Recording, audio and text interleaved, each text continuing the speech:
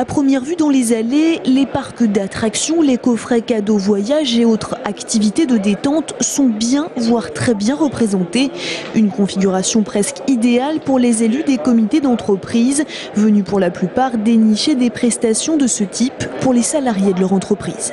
Malgré la crise, il faut que nous, notre rôle, c'est d'apporter quand même un soutien social aux salariés, donc tout ce qui est billetterie, voyage, conseils, etc., pour pouvoir ne pas oublier ce côté social que l'on peut avoir en tant qu'élu des comités d'entreprise.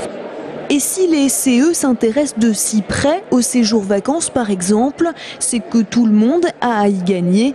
Le comité d'entreprise en s'assurant de vendre un maximum de produits et le salarié en achetant son voyage à prix cassé.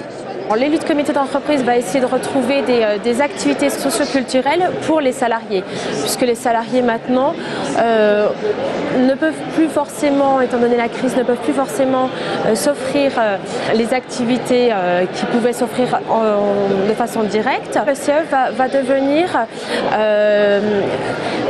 quelqu'un d'important pour le maintien du pouvoir d'achat. Ça, vous le ressentez ? On le ressent sur les salons, oui. Autre stand, autre ambiance, ici on prodigue des conseils juridiques notamment.